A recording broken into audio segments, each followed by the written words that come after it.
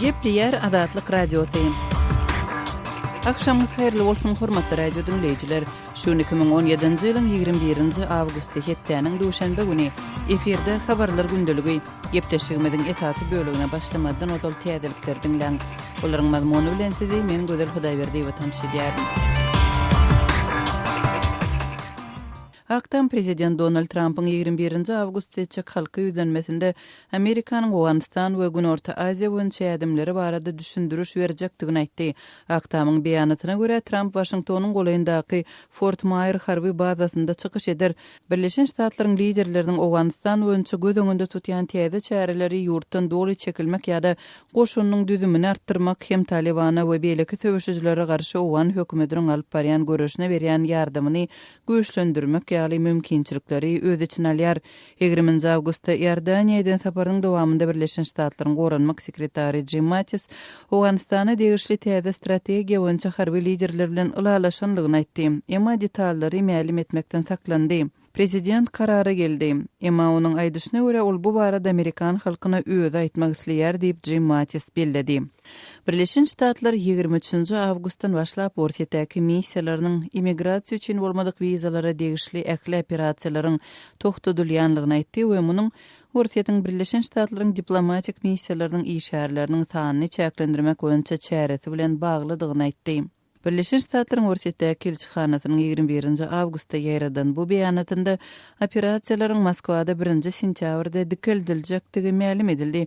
Emma maglumaty görä Birleşen Ştatlaryň Sankt-Peterburgdaky, Yekaterinburgdaky we Vladivostokdaky elçihanalarynda wiza bermek işi takyk edilmedik wagt möhletine çenli besediler. Ortaýdyň Birleşen Ştatlaryň bärde diplomatik wekilhanalaryny çäklendirmek karary ortaýdyň gatnaşyklarynyň gowulandyrylmagyna çyndaky garamagyny soragy astyna goýýar diýilip beýannamada bellenýär. Ortaýdyň prezidenti Vladimir Putin Birleşen Ştatlaryň ortaýdäki elçihanasynyň 1200 çemeti işgäriniň sanyny 755 adamlyk azaltmagy geçen aýda karar etdi. Ortaýat Birleşen Ştatlaryň Moskwadaky elçihanasynyň işgärleriniň sanyny azaltmak barada eden talabyny Washingtonyň Moskwa garşy sanksiýalary girilmek hakynda täze kanuny kabul etmegine jogap hökmünde eglan etdi.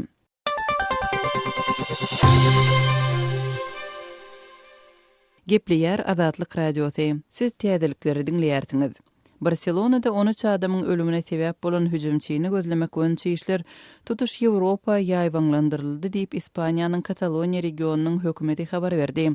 Ispaniýanyň Demirgazyk regionunyň içeri işler boýunça resmisi Joaquim Fornyň 21 awgustda aýtmagyna görä, bar subutnamalaryň ählisi Merikanyň üstüne süren uloň sürüjüsiniň 22 ýaşly Marokkaly Younes Abu Yakubdygyny görkezýär.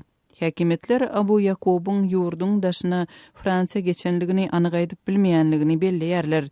17 awgustda Barcelonada bolan hüjümüň ýany ýene bir hüjüm Cabriles adly ýerde amala aşyrylypdy. Hüjümçileriň Merikanyň üstüne awtologyny sürüp adamlary pyçaklap başlamagy derarly bir denan wepat boldy. 21 awgustda bolan hüjüm derarly wepat bolanlaryň sany 15 adama ýetdi. 20 awgustda polisiýa terrorçy bolmakda guman edilýän 10 adamyň şol sanda Abdu Yakubyň gözlenýänligini ma'lum edipdi. Hüjümçilerden 4 adam tutsak edildi we 5 adam Cambrilesde atylyp öldürildi. 21 awgustda Gazakstanyň paýtagty Astanada başlanýan çarwa halklarynyň Kokboru adly at üstündäki ýaryşda Kyrgyzstanyň milli topary Mongoliýanyň topary bilen atlaryň nallaryny degişli dawaly ýagdaýda duşuşýarlar. Kyrgyzstanyň toparynyň öz atlarynyň ýyzky ayaklaryndaky nallary aýyrmakdan ýüze bermegi dawanyň döremegine sebäp bolupdy. Kyrgyz topary Kokboru ýa-da Buskaşy ady bilen hem tanalýan bu sportda şeýle düzgünlere hiç wagtda öňdüş gelmänligini aýtdy. Ýarışa gatnaşan iň güýçli topar hasaplanýan Kyrgyz atçylary bäsdeşligiň düzgünlerini protest bildirip oýundan çykmagy bilen haýbat atypdy. Kyrgyzstanyň ýaşlar beden terbiýe we sport boýunça komiteti Kyrgyz toparynyň ýarışdan çetleşdirilen ýagdaýynda Mongoliýanyň toparynyň ýeňişe eýe boljagyny 21 awgustda aýtdy. Astanadaky ýarışa 12 sany milli topar, ýagny Awganistanyň, Äzerbeýjanyň, Hytaýyň, Wengriýanyň, Gazakstanyň, Kyrgyzstanyň, Ursiýatyň, Mongoliýanyň, Täjikistanyň, Birleşen Ştatlaryň, Türkiýanyň we Özbegistanyň milli toparlary gatnaşýarlar. Hormatly radio dinleyijiler, siz günüň käbir täzelikleri bilen tanyş bolduňuz. Azatlygy isleýän wagtyňyz isleýän ýeriňizde dinlemek isleýäňizmi? Munuň üçin SoundCloud tilsiminde Azatlyk radiosyny tapyň we ýazylyň. Azatlygyň maglumatlaryny ilkinji bolup dinleň. Play Store'dan ýa-da iTunes'dan SoundCloud'un tilsimini indirmek ýatdan çykarmaň. Azatlygy SoundCloud tilsiminde Azatlyk radiosy ýazyp tap bilersiňiz.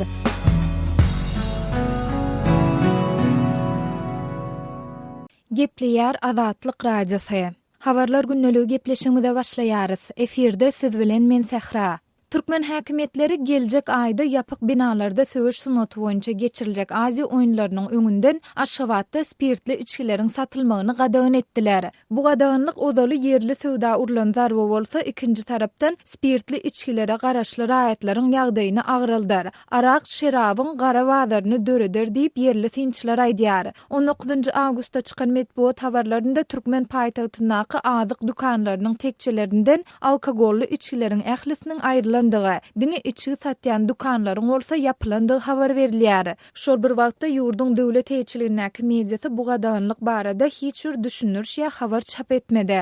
AP habar gullugynyň maglumatyna görä, içki dukanlarynyň satyjylary häkimetlerden berilen görkezme esasynda alkogolly içkileri satmagy oktyabr çenli bet edipdirler. AFP habar gullugy Söwda ministrliginde bir ady aýdylmaýan resmi salgylanyp, onuň bu gadaganlygy Aşgabatda 17 sentýabrdan 27 sentýabra çenli aralykda geçen Aziýa oýunlary bilen baglanşdyrandygyny habar berýär. Neşriň maglumatyna görä, Söwda ministrligindäki resmi täze girdilen gadaganlygyň Aziýa oýunlaryndan öň jemgyýetçilik tertibini üpçün etmek maksadyndan ugur alýandygyny aýdypdyr. Gadaganlygyň esasy maksady hukuk goraýjy guramalaryň 17 awgustda girdilen güýçlendirilen düzgüni bilen baglykda parahatçylygy we jemgyýetçilik düzgün tertibini üpçün etmekden ibaret diýip anonim çeşme AFP habar gullugyny aýtdy. Azatlyk radiosynyň odal habar berişi ýaly Türkmenistan golaýda harby we kanun goraýjy gullyklaryň güýçlendirilen iş tertibini girijekdigine, şeýle de serhedin ýapyljagyny we wiza düzgünleriniň çäklendirilýägini habar berdi. 15 awgustda geçirilen Döwlet Howpsuzlyk Geňeşiniň mejlisinde Prezident Gurbanly Berdimuhammedow tarapyndan gol çekilen buýruga görä, Aziýa oýunlarynyň howpsuzlygyny dogly üpçün etmek çäreleri 17 awgustdan güýje girip 27 sentýabra çenli dowam etdirler. Şol döwürde ýurdun ähli harby we hukuk goraýjy edaralary gije gündizdiň iş düzgünine geçýärler. Serhet ýapylýar, wiza düzgünleri hem çäklendirilýär, gümrük gödäwçiligi güýçlendirilýär diýip Berdimuhammedow Türkmenistanyň milli telewiziýasynda görkezilen çykyşyny aýtdy. Döwlet başlygyny mejlisde oýunlar bilen bagly başga çäreleriň hem nazarda tutulýandygyny aýtdy, emma alkogolly içkileriň gadagan ediljegi barada hiç zat diýmedi. Yerli synçy Murat Bugaýew şenbe güni alkogolly içkilere girdilen gadaganlygyň hakykatdan hem güýje girendigini tasdiklap, dukançylaryň oňa esasy gadan çeşmeleriniň biriniň ýitirilmegi hökmünde seredýändiklerini, sebäbi Türkmenistanda arak şerabyň ören geçkinli haritdygyny aýtdy. Söwda dolanşygynda esasy haritlaryň biri bolsa-da, yerli synçylar Türkmenistanda arak şerap satýan dukanlaryň 70-80%-nyň resmi ýetýärnamasynyň ýokdugyny, beýle ruhsady almaň juda kynlaşdyrylandygyny, emma bu söwdanyň barlygy gelýän resmiler bilen özara dil tapşmak esasynda gülleýändigini belleýärler. Mundan öň Türkmenistanda çilim, temäki önümleriniň söwdasy dogly döwlet monopoliýasyna geçirilip, dukanlaryň öňünde uly nowatlar emele geldi. Şonuň bilen bir wagtda hususy dukanlarda gadagan edilendigine garamazdan döwlet dukanlaryna getirilýän çilim, temäki önümleriniň uly böleginiň bir kanun hususy dukanlara geçirilip, ilata has gymmat bahadan satylýandygy, bu gadaganlyklaryň çilime garaşly raýatlaryň maşgala büdjetine goşmaça agram salýandygy aýdylýar. Öz sebetiňizde bolýan wakalar barada azatlyga maglumat bermek isleseňiz, bize hat ýollaň. Medpuat email belgisi gmail.com. Siz suratlaryňyzy we videolaryňyzy hem ýollap bilersiňiz. Azatlyk siziň şahsiýetiniňizi gizlenlikde saklar. Siz bolan wakalar barada maglumat beriň. Biz hem habar bereriz. Medpuat email belgisi gmail.com. Gepleýär Azatlyk radiosy habarlar gündeligimizi dowam etdirýäris. Aşgabatda spirtli içkilerin gadagan edilmegi iş yüzünde näme derejede yerine ýetirilýär? Türkmenistanyň paýtagtynyň ýaşaýjylary gadagançylygyň alkogol içkilerin sowdasyna täsir ýetirenligini, şol sanda bu önümleriň gymmatlamagyna getirenligini aýdýarlar. Biz bu ýagdaý barada has çekmejek maglumat bermegi sorap, Aşgabatly synçy we ýazyjy Amanmurat Bogaýewa ýüzlendik. Paýtagtdaky arak satýan dukanlardan spirtli içkiler aýyň okundan başlap aýrylyp başlady. Aýyň 20 güni eýýän spirtli içkiler magazynlaryň, dukanlaryň hiç birinde ýokdy. Yurtda geçirilecek Aziya oyunları bilen bağlılıkta Sovyetçansı spirtliçileri satmaklık eğitiliğinin haysi görmüştürdüğünü söyletmezden qadağan edildi. Bu korkunmenin aksız dilden verildi. Ondan doğru yine de hatta Aziyada Bornmut kağıdayında da oğrun sevdaya geldiler. Yarın bir millerde yerleşen Sufiye sırttaki dukarların hiçbirine de spirtliçileri satmaya vuran lisenzi ruhsat yoktu. Oğrun satyadılar. Özlerin sonu mümkün olursa ente şubarlığı yok vatan dukan gizlin bir yerine koyup yine adamlar soğuran vaktinde bir oranlar adamlar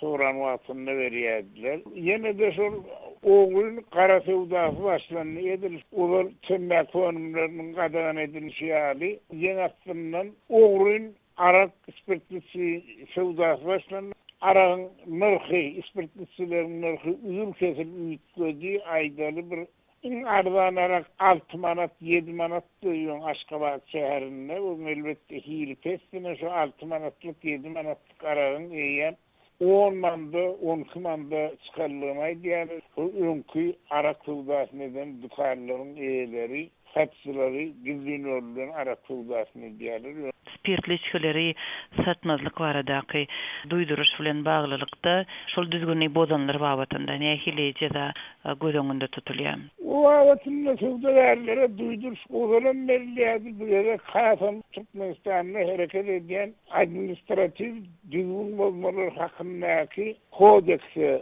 laýyklykda olar babatynda geçirmeliň edilmejekdigini aýtdyrlar. Spirtliçilerin gizli sowdasy bilen erezşollary jerime salınacaklar. Aýdylypdyr o jerimede Türkmenistanyňky häzirki ortaça aýlygyň 10 estesinden başlanýar. Edil suwun kesiplerinin ortaça aýlyk 650 manat bolsa diýmek şol 6500 manat çemesinde jerime salınjak. Üçinji ýere intihalaryň 20 estesinden 50 estesine çelli jerime salınacak. Hem de ondan sonra gerek düşse olsa suç cevap karşılığına çekileceklerini aýdypdyrlar.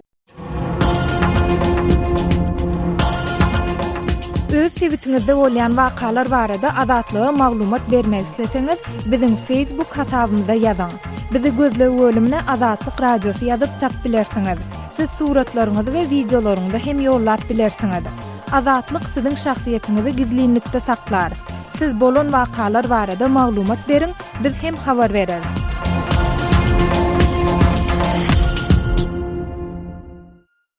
Gepleýär Azatlyk Radiosu. Hormatly dinleýijiler, eferde siz bilen men Hudaýberdi Hally. Habarlar gündeligimizi dowam etdirýäris. 19 awgustdan başlap Aşgabatyň we Aşgabatyň boýundaky Türkmenistanyň Adyk Senagaty Döwlet Birleşigine degişli Awadan çakyr kärhanasynyň işiniň togtudylýanlygyny yerli çeşmeler habar berýärler. Bu habar Türkmen häkimetleri geljek aýda ýapyk binalarda söwüş sunuty boýunça geçiriljek Aziya oýunlarynyň öňünden Aşgabatda spirtli içkileriň satylmagyny qadağan edenligi hakynda media maglumatlarynyň peýda bolmagynyň ýa-ýanyna gawat geldi. Spirtli içkilerin satılmagyna we öndürilmegine degişli çäklendirmeler barada Türkmenistanyň media serişdelerine habar berilmeýär. Ol mesele häkimetler tarapyndan agdalmaýar. Aşgabatyň ýaşaýjylarynyň aýtmagyna görä, spirtli içkilerin önümçiliginiň togtudylmagyna degişli habaryň peýda bolmagy spirtli önümleriň bahasyna täsir ýetiripdir. Aşgabatyň Lomo sowda dukanlaryna ozoldan bar bolan we Türkmenistanyny öndürilýän gözbaş atlandyrylýan, ozol 11 manada durýan, yarım litrlik aragyň bahasy 18 manatdan satylýanlygyny Aşgabatly ýaşaýjy 40 ýaşly işçi Murad aýdýar. Elbette süwda dukanlarynyň tekçelerine şeýle baha bilen arak açyk satuwda goýulmaýar. Arak öndürýän zawod işini togtatdy diýenlerinden soň Aşgabatyň azyk süwdasy dukanlarynyň ammarlaryna bar bolan arakly şişeler desine girdiň ýagdaýa geçirilip ýokarlandyrylan bahadan satylyp başlanýar. Onu hem satın alacak bolsaň, dukanyň satyjysyna tanışlyk berip, ýalbar ýakar bilen almaly diýip murad aýdýar. Spirtli içkiler öndürmegiň togtadylmagynyň sebäplerini resmiler kärhanada bejeriş awatlyş işlerini başlanmagy bilen düşündirýärler. Yerli ýaşaýjylar bolsa muny 5-nji Aziýa oýunlarynyň geçirilmegi bilen baglanışdyrýarlar. Häkimetleriň spirtli içkilerin satuwdan aýrylmagy barada talabynyň soň Aşgabatyň restoranlaryna ony 2,5 metre ýokary bahadan alyp bolýanlygyny hem ýaşaýjylar aýdýarlar. Restoranlaryň barlaryna tekçelerden aýrylan spirtli içkileri bahasyndan gaçmasaň, çaýnagy goýup müşteriniň öňüne getirip berýärler diýip bu wakanyň şaýady bolan Aşgabatly Perdeli aýdýar.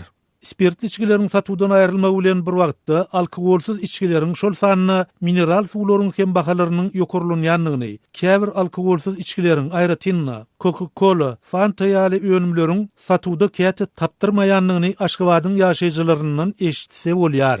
Coca-Cola Türkmenistan kompaniýasy 17-27 sentýabr aralygyna Aşgabatda geçiriljek Aziýa oýunlarynyň ilkinji resmi halkary himayetkarlarynyň biri hökmüne oglan edildi.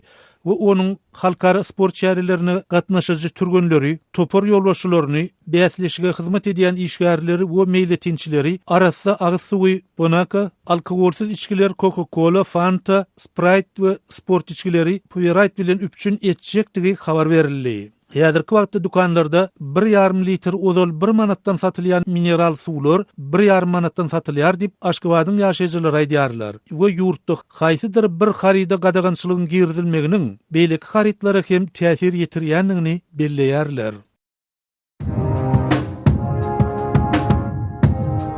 Gepleýär Azatlyk radiosi. Gadyrly dinleýijiler, Azatlyk radiosi türkmen raýatlarynyň haýyşlary esasynda olaryň prezidenti öz problemleri baradaky arzularyny eşitdirip bilmeklerine mümkinçilik töretmek maksady bilen hormatly arkadagatly ýürüýte rubrika başlaýar. Bu rubrikasyny siz öz kynçylyklaryňyzy beýan edip, olary efir arkaly eşitdirip, şeýle-de Azatlygyň web-saýtyna, sosial ulanlardaky sahypalaryna çap etdirip bilersiňiz. Siz öz hatlaryňyzy Azatlyga hat üstü bilen telefon arkaly bizim yerli habarçylarymyzyň üstü bilen ýetirip bilersiňiz.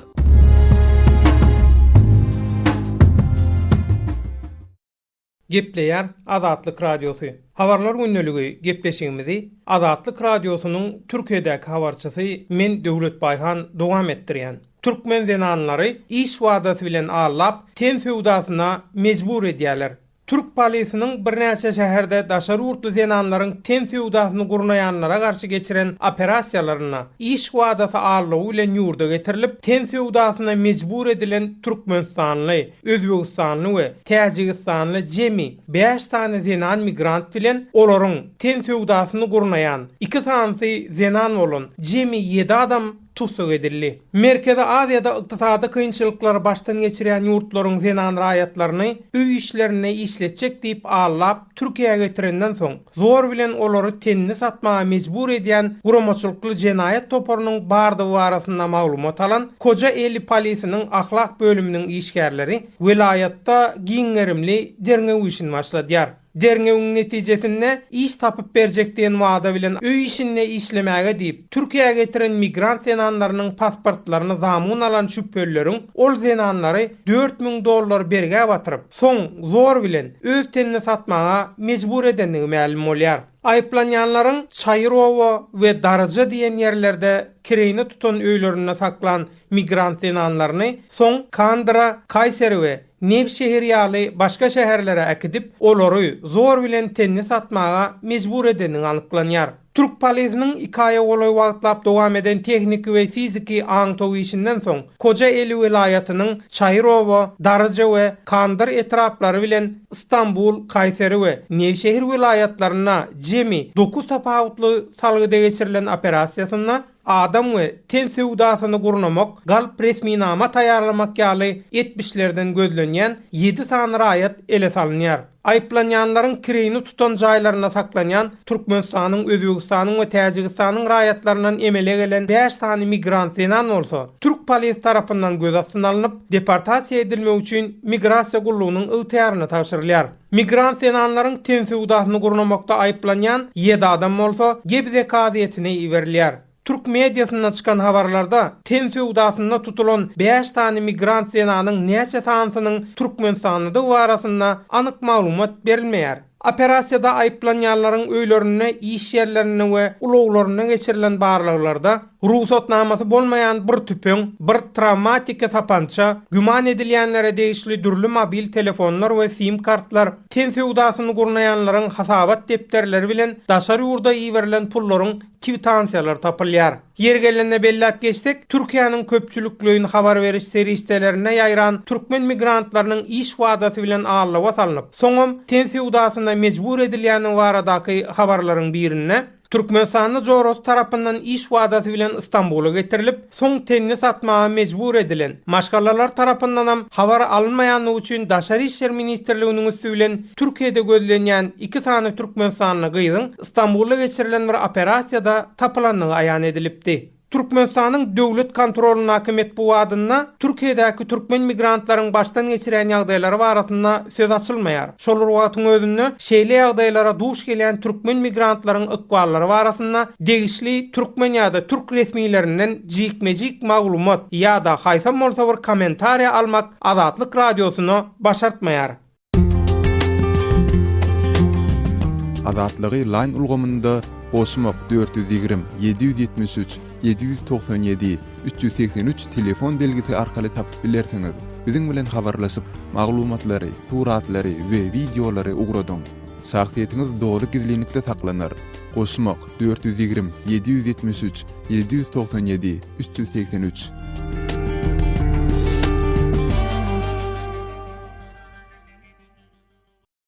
Gepleýär Azatlyk radiosy. Habarlar günnälik gepleşigimizi men Sähra dowam etdirýärin.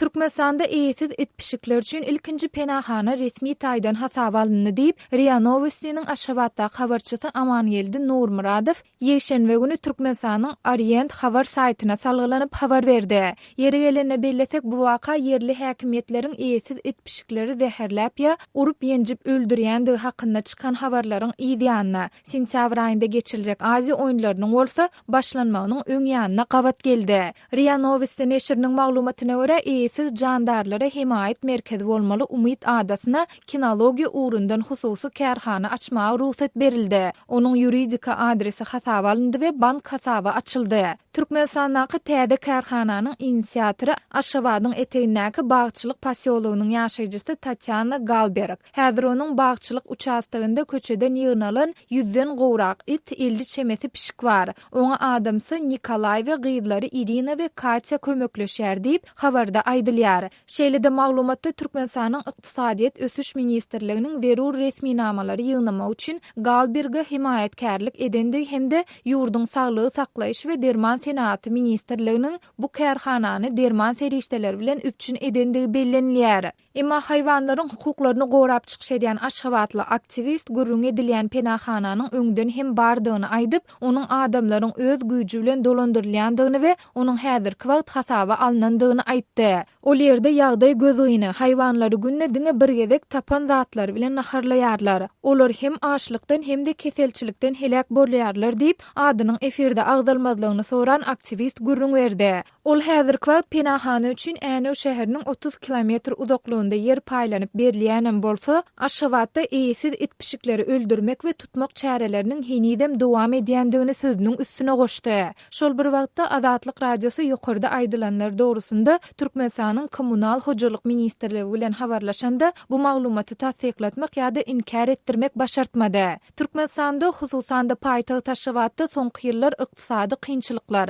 hususy howly jaýlarynyň köpçülikligiň ýykylmagy bilen baglykda eýesiz etpişikleriň köpeli ölendige, yerli häkimetleriň ol jandarlary zäherläp ýa urup ýenjip öldürýändi hakynda habarlar çykdy. Şu ýylyň maý aýynda yerli aktivistleriň, synçylaryň we ýaşaýjylaryň ençemesi Aşgabaty eýsiz haýwanlardan arassalamak boýunça işleriň Aziýa oýunlaryna görülýän taýýarlyk çäreleriniň öňýäninde hassa ýaýwanlanandygyny habar beripdiler. Adatlyk radiosynyň habarçylary Aşgabatyň Parahat ýedi etrapçasynda eýsiz haýwanlary tutmak boýunça giň gowrumly işleriň geçirilmegi bilen köçelerde ölü haýwanlaryň has köp jesediniň peýda bolandygyny habar beripdiler. Türkmenistanda eýsiz etpişikleriň öldürilýän mahaly türkmen häkimetleri uly dawara bilen taýýarlanýan Aziýada 2017 halkara sport çäresiniň resmi tumory hökmünde ýaşyl renkli alawa itiniň şeklini taýlap aldy. Resmi medeniýet Aziýa oýunlarynyň ýurdun dünýädäki awraýyny artdyrjakdygyny tekrarlasa-da, bu oýunlara görülýän taýýarlyklaryň öňýände eýsiz etpişikleriň öldürilmegi bilen bagly häzirki güneçenli dymyp gelýär. Gepler Adatlyk Radiosy. Eferde habarlar gündeligi programmamız. Men Şaýmyrdan Ulumrady Kabuldan. Demirgazyk Awganystanyň Balyk welaýatynda da aldym berdimli söwüş barýar. Mazar Şerif şäherine de jeňçileriň wehim salýanlygyny resmiler aýdýar. Urşa welaýat häkimi Ata Muhammed Nur hem gatnaşdy. Ol Awgan merkezi hökümetini jeňçilere garşy görüş boýunça çäre görmeýänlikde aýplýar. Çimtal etrapynda barýan söwüşde Awgan güýçlerini hem ziýan ýetendigini Balyk welaýatynyň häkiminiň medeniýet wekili Munir Ferhat aýtdy. Jeňçileriň ýa serpikdirlendigini bildirip Ferhat şeýle diýdi. 6 نفر از پرسنل امنیتی متاسف شهید است. Awgan güýçleriniň uruşda ençemesi helak boldy. Hüjümçilerden hem bir näçesi öldü. Uruşa welaýat häkimi Ata Muhammed Nur hem gatnaşýar.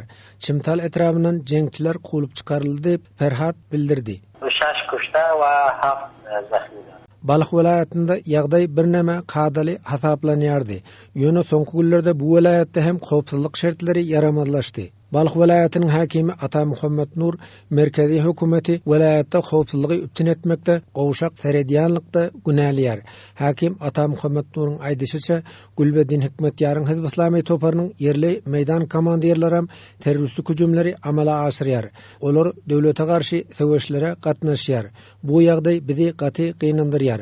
Çünki Hizb Islamy döwlet bilen hem hyzmatdaşlyk edýär. Böyleki tarapdan yıkkınçılıklara da eluriyar deyip Nur belledi. Hizb Islami tahdid destaraz mekanam, destaraji mekanam. Komandanay mahalli sabık Hizb Islami dara. Emma Hizb Islami topary Ata Muhammed Nur'un ayıplamalaryny reddetti. Hizb Islami'nin parahatsiyör topardygyny öňe sürdi. Şo sebäpden Awgan hökümeti bilen parahatçylyk boýunça alalaşyga gol goýandygyny nygtady. Balyk welaýatynyň Çimtal we Çarbelek atly etraplarynda türkmenler hem gowçun bolup ýaşaýar. Has doğrusu söwüşler Türkmen owalarynda bolup geçýär. Uruş sebäpli ýüzlerçe Türkmen maşgalasy öz üý jaýyny terk etmäge mejbur boldy. Çimtal etrapynyň Fatma atly sebätinden türkmenler 6 aýyň dowamında indi 3 ýola bosup çykmaga mejbur galdy. Türkmenleriň kyn şertleri başdan geçirýändigini Fatma atly sebätiň ýaşullarynyň beri Abdulhakim komandan gurrunmerdi. Türkmenlerin ýagdaýlary ýaxşy dal Türkmenlerin üstünde uruş bar. Hemme gaçyp çykdylar. Kowlamyz Türkmen ýaşaýan, kowlamyz ýaşullar gelip mana munça family men aljak, munça family men aljak ýaşaýarlar. Burhulların içinde 5 ýyly, 6 ýyly ýaşap otyp. Türkmen kowlamyz kömek gösterýär, ýylerini alkyşdylar, ýylerine jaý berdiler. Döwletimizden suwam ýetişmedi, nanam ýetişmedi. Hemme Türkmen halkyny öz bir-birini Türkmen arnyň namasyny bejaý edildi. Öz halkymyza garaşdylar.